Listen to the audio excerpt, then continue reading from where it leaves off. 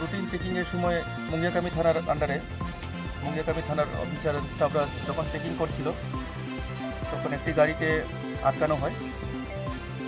সেই গাড়ির মধ্যে ক্যাবের উপর থেকে 386 কেজি গাঁজা উদ্ধার করা হয় এবং তার সাথে আমরা ড্রাইভারকে অ্যারেস্ট করেছি এবং গাড়িটাকে আটক করা হয়েছে।